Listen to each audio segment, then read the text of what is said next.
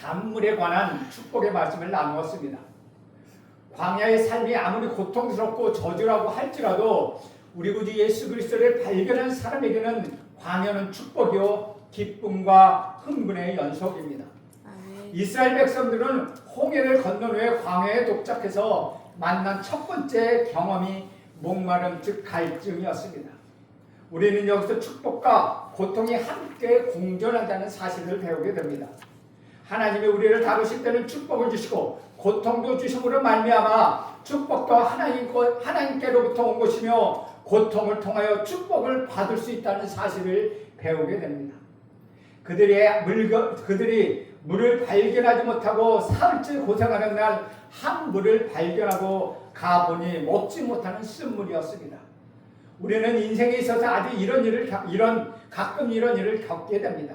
기적인 줄 알았는데 기대한 대로 되지 않았을 때 우리는 또다시 절망하게 됩니다.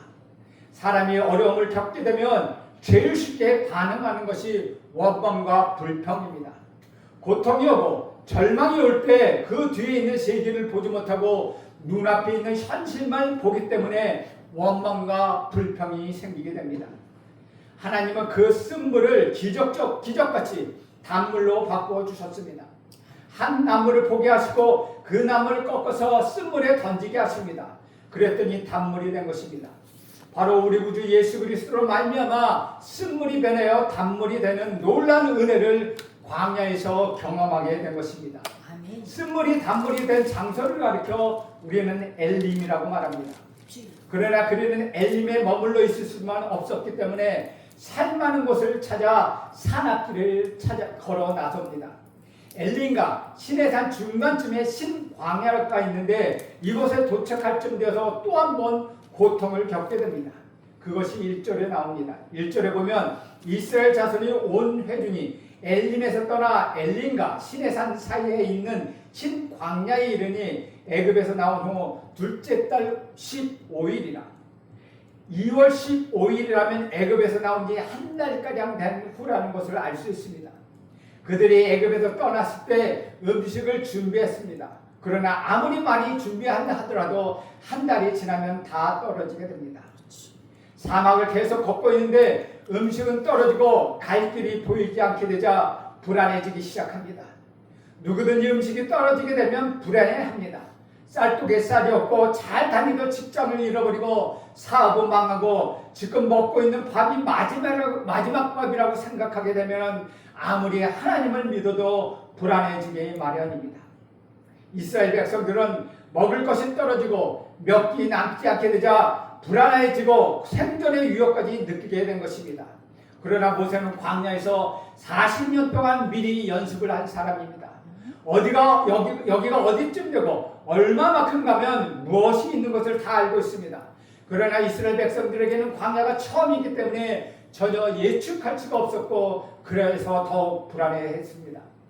도대체 얼마를 더 가야 하는가? 혹시 우리는 여기서 굶어 죽는 것은 아닌가?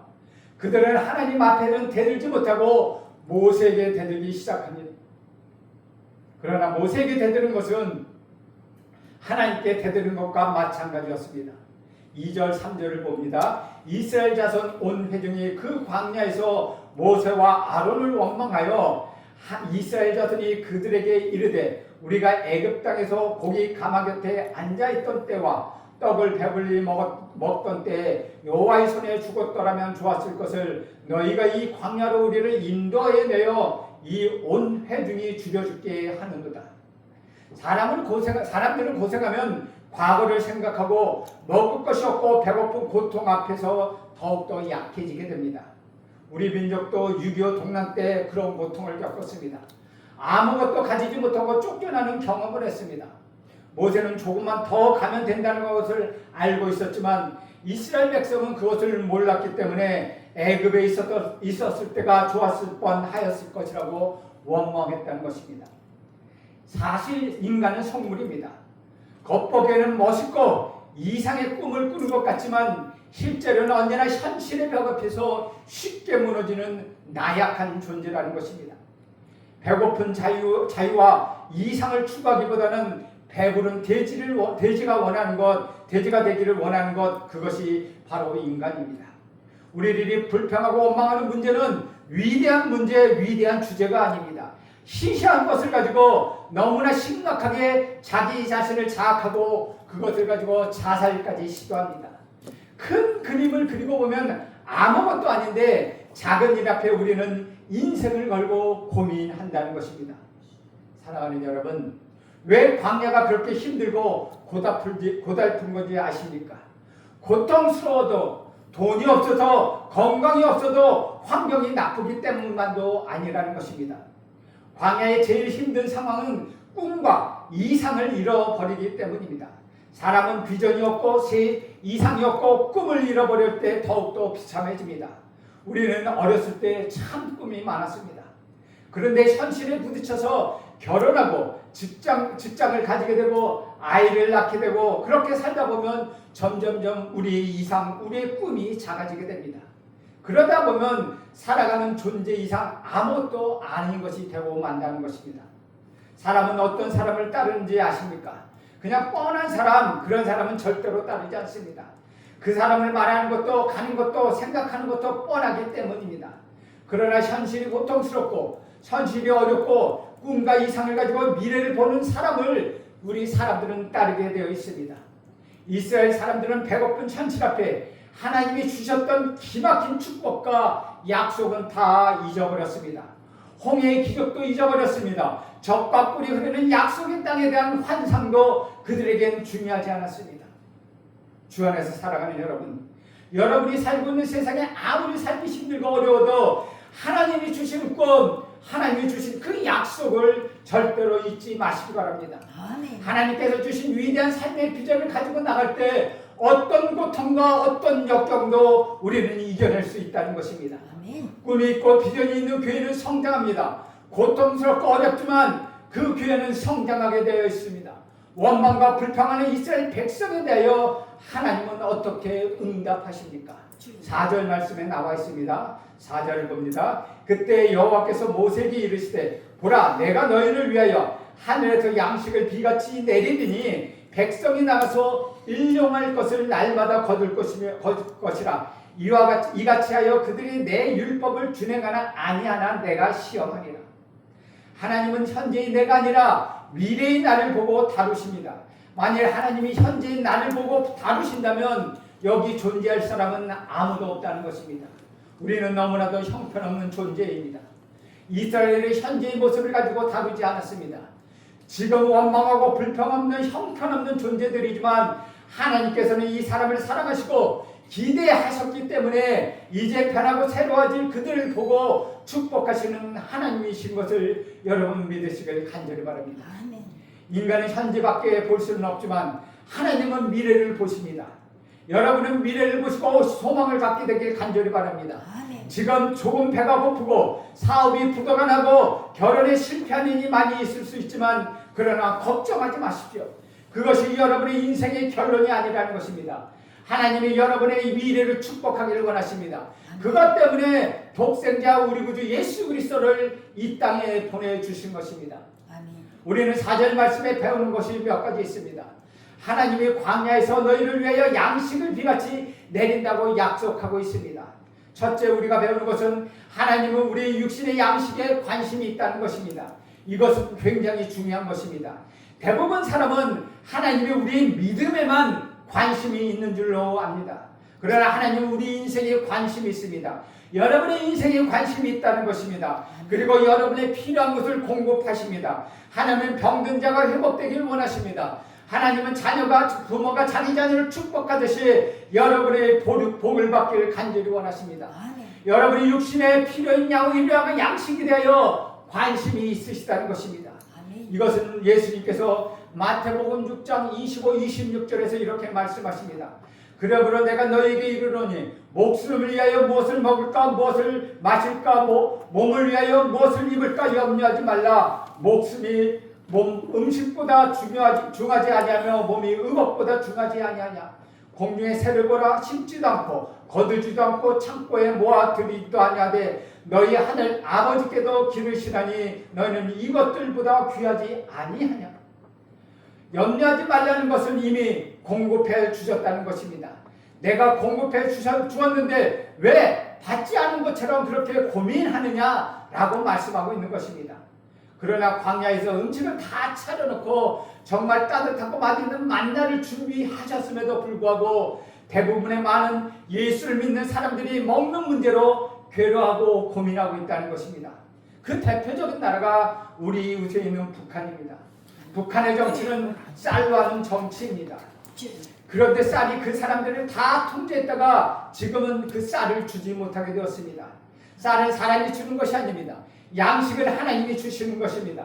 사람들이 착각은 내가 노력해서 내가 직장생활을 열심히 해서 먹는다고 생각합니다. 그렇지만 그렇지 않다는 것입니다.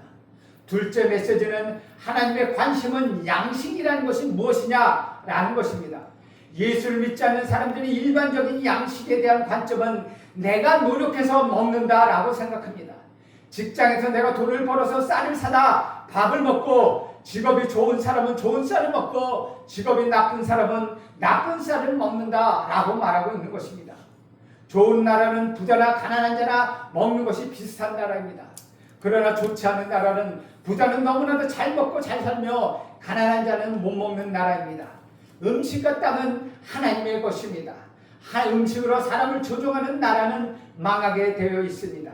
양식의 본질은 하나님이십니다. 내가 노력하고 선을 행해서 구원을 받을 수 없는 것과 같이 음식은 내가 노력해서 먹는 것이 아닙니다. 구원은 하나님의 은혜로 값없이 받는 것처럼 양식도 하늘에서 비같이 주셨다는 것입니다. 입이 있는 것은 먹을 자유가 있다는 것입니다. 그래서 우리가 식구라고 하는 말을 사용하는데, 두 식구라고 이야기하면 먹는 사람이 두 사람이고, 다섯 식구라고 이야기하면 먹는 사람이 다섯 사람이 있다는 말입니다. 오만한 사람은 내가 노력해서 먹는다라고 생각합니다. 그런 사람은 미래에 대한 불안 때문에 매일 음식을 쌓아놓고 열쇠를 잠궈놓고서 불안해한다는 것입니다. 그러나 하나님이 주신 양식은 먹는 사람은 마음에 안식이 있습니다. 사랑하는 여러분, 우리가 노동하고 땀을 흘려 돈을 벌고 집을 사고 음식을 먹는 것 같지만 결코 그렇지 않습니다. 노동이라는 것은 우리 사명이지 밥 먹기 위한 수단이 아니라는 것입니다. 직업이라는 것은 하나님을 위해서 일하는 것이지 그것이 내가 밥 먹고 살기 위한 수단이라고 한다면 인간은 너무나도 비참한 존재입니다. 그래서 돈을 많이 벌게 되며 오만해지고 돈을 잘 못 벌면 열등감을 느끼게 된다는 것입니다. 그러나 이것은 성경적인 관점이 아닙니다. 4절에서 또 하나 우리가 배울 말씀은 하늘에서 양식을 비같이 주신다는 것입니다. 여호와는 나의 목자시니 내게 부족함이 없으리로다. 주께서 내 원수의 목전에 내게 상을 베푸시고 기름으로 내 머리를 바르셨더니 내 잔이 넘치나이다. 주께서 내 원수 앞에 상을 베푸시고 기름으로 내 머리를 바르셨더니 내 잔이 넘친다고 말합니다. 그러나 이 모든 일에 우리를 사랑하신 이로 말미암아 우리가 넉넉히 이기느니라. 우리 그리스도인들의 양식은 이렇게 하나님의 만나를 비같이 온 천지에 주시는 것입니다. 마태복음 6장 31절에서 33절에는 이렇게 말씀하십니다. 그러므로 염려하여 이르기를 무엇을 먹을까 무엇을 마실까 무엇을 입을까 하지 마라. 이는 다 이방인들이 구하는 것이라. 너희 하늘 아버지께서 이 모든 것이 너희에게 있어야 할 줄을 아시느니라. 그런즉 너희는 먼저 그의 나라와 그의 의를 구하라. 그리하면 이 모든 것을 너희에게 더하시리라. 여러분, 이것을 믿으시길 바랍니다. 그래도 우리를 믿지 못하고 그래도 내가 가서 고생해야 한다고 생각합니다. 그러면 그런 사람에게는 하나님이 말씀하십니다. 그래, 가서 고생하라 라고 하면 되는 것입니다. 사람이 사는 모양을 보면 믿는 사람이나 믿지 않는 사람이나 비슷합니다. 그런데 그것은 약간의 부족함을 느끼고 산다는 것입니다. 직장에 다니는 사람들은 월급이 많이 올려달라는 것이 아닙니다. 조금만 올려달라고 합니다. 큰 건강을 달라는 것도 아닙니다. 조금만 더 건강하게 바라며 집도 어마어마하게 큰 집을 달라는 것이 아닙니다. 방 한 칸 정도 더 달라는 것입니다. 주위도 갑자기 사장이 되게 해달라는 것도 아닙니다. 한 계급 정도만 진급했으면 좋겠다는 것입니다. 이런 것이 다 모이다 보면 원망과 불평과 갈등이 생기게 됩니다.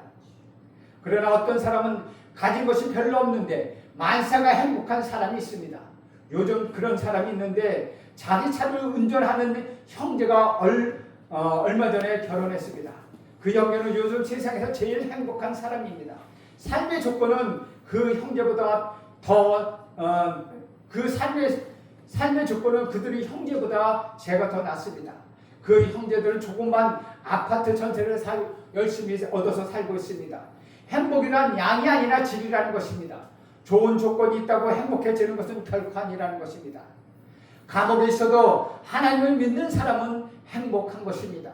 믿음이 있는 사람은 그래서 좋다는 것입니다. 광야에서 발견되는 축복이란 무엇을 많이 가졌느냐라는 것이 아닙니다. 누구와 함께 있느냐는 것입니다. 하나님은 성경에서 이렇게 말합니다. 애굽에 임했던 재앙이 하나도 너에게 임하지 않겠다고 말씀하십니다. 그리고 너희를 위하여 하늘에서 양식을 비같이 내려주시겠다고 약속하고 계십니다. 그런데 이 양식은 두 가지인데 세상의 양식이 있고 하나님이 주시는 양식이 있습니다. 세상 사람들은 세상의 음식을 먹고 살고 하나님의 사람은 하나님의 양식을 먹고 사는 것입니다. 주 안에서 살아가는 여러분, 이 세상 음식을 먹으면 하나님이 사람이 되겠다고 하는 것은 불가능한 것입니다. 하나님의 사람은 하나님의 양식을 먹을 줄 알아야 한다는 것입니다. 하나님의 양식은 내가 노력해서 먹는 것이 아니고 하나님이 은혜로 우리에게 주시는 것입니다. 아멘. 그러면 그런 양식은 어떤 양식입니까? 세 가지 조건이 필요합니다. 첫째는 하나님이 주시는 양식은 1일분, 즉 하루분이라는 것입니다. 하나님은 따뜻한 음식을 주시길 원하십니다. 상한 것이 아니고 식은 것도 아닌 일용한 양식, 그것을 우리에게 주시길 원합니다. 이틀분도 한 달치도 1년치도 아니라는 것입니다. 하나님이 가장 싫어하는 것은 바로 사재기입니다. 그것은 하나님을 신뢰하지 않는다는 이야기입니다. 하나님이 양식을 주신다는 사실을 여러분 잊지 마시길 간절히 바랍니다. 아멘. 어떤 사람은 월용할 양식, 연용할 양식을 먹고 삽니다. 주일날 한 번 정도 예배를 들고 가는 사람은 일주일에 한 끼를 먹고 사는 것입니다. 양식은 매일 먹어야 합니다. 하나님이 이틀분 수확을 하면 그 음식을 썩게 하셨습니다. 이것은 음식에 욕심을 내지 말라는 것입니다. 우리나라 사람들에게 먹고 남은 음식 찌꺼기가 북한 사람은 몇 번 먹을 수 있다고 말합니다. 음식은 내 것이 아니라 하나님이 주시는 것이므로 먹을 만큼만 거두라는 것입니다. 그 이상은 거두면 썩게 된다는 것입니다. 또 한 가지는 안식에는 이틀분의 양식을 구하라고 말하고 있습니다. 그런데 이것은 음식에 안식일의 의미가 있다는 이야기입니다. 안식과 예배는 중요한 관계가 있습니다. 이 원리를 이해하는 자에게는 복을 더해 주신다는 것입니다. 또 한 가지는 만나는 해 뜨기 전 아침에 거두라는 것입니다. 7절에 보면 아침에 너희가 여호와의 영광을 보리니 이는 여호와께서 너희가 자기를 향하여 원망함을 들으셨습니다. 우리가 누구에게 너희가 우리에게 대하여 원망하느냐라고 말하고 있습니다. 더 나아가서 오늘 본문 다음에 21절에 보면 또 이렇게 이야기합니다. 우리가 아침마다 각 사람은 먹을 만큼만 거두고 햇볕이 뜨겁게 쬐면 그것이 쓰러졌더라. 또 13절과 15절에 보면 저녁에는 메추라기가 와서 진을 덮이고 아침에는 이슬이 진 뒤에 있더니 이스라엘 자손이 보고 그것이 무엇인지 알지 못하여 서로 이르되 이것이 무엇이냐니 모세가 그들에게 이르되 이는 여호와께서 너희에게 주어 먹게 하는 양식이라.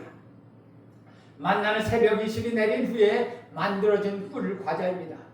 이것을 하나님이 비같이 40년 동안 우리에게 주셨습니다.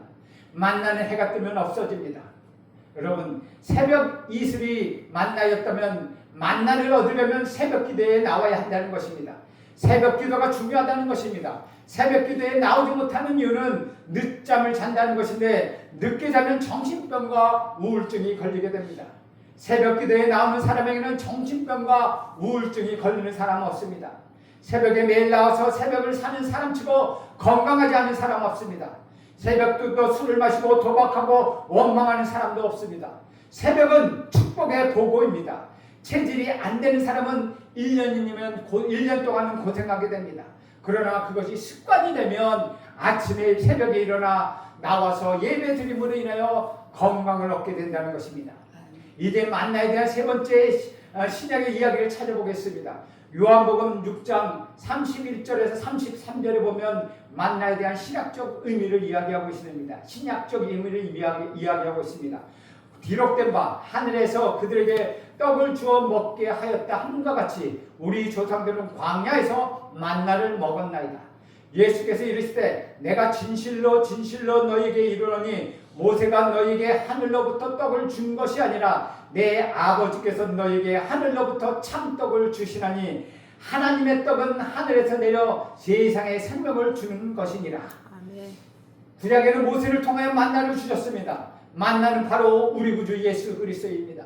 단물을 영원히 마시지 않는, 단물도 영원히 목마르지 않는 우리 구주 예수 그리스도이십니다. 이 광야에서 예수님은 식탁에 떡과 포도주를 베풀어 놓으시고 지치고 배고프고 상처받은 우리를 초대하여 먹으라고 말씀하고 계십니다.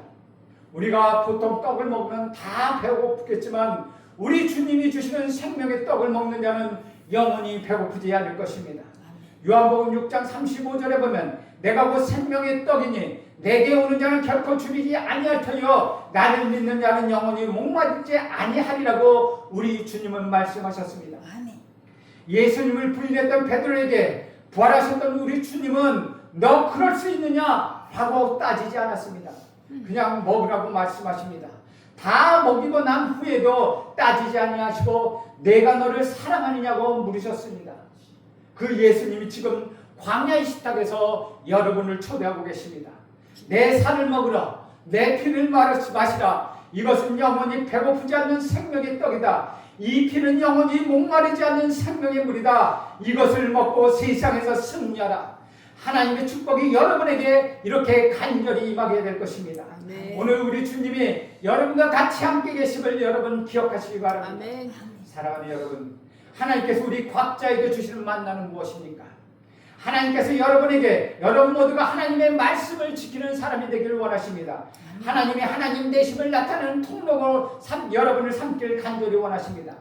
오늘 이 시간도 눈을 들어 우리 하나님을 바라보십시오. 세속적인 가치관을 버리십시오. 생명의 가치관을 쫓아가십시오. 하나님께로 돌아가십시오. 비록 여러분의 인생이 광야와 같다 할지라도 우리 하나님께서는 일용할 양식을 여러분에게 주십니다. 만나를 매일매일 여러분에게 주십니다. 만나를 맛보게 될 것입니다. 여러분의 인생을 풍부해 주실 것입니다. 여러분은 예수 그리스도를 만나게 될 것입니다. 만나여 생명수이신 우리 예수 그리스도를 통해서 여러분은 형통하게 될 것입니다. 불만과 불평이 잠겨질 것입니다. 여러분 담대하십시오. 승리하십시오. 그리고 하나님께 감사하십시오. 아멘. 이것이 저와 여러분이 하지 하나님께 드리는 영광스러운 예배요 감사의 찬송입니다. 기도하겠습니다. 하나님 아버지, 오늘 우리에게 생명의 떡을 주시니 감사합니다. 이 떡을 먹고 우리가 다시는 배고프지 않은 영원한 축복을 허락하옵소서. 예수님의 이름으로 기도합니다. 아멘.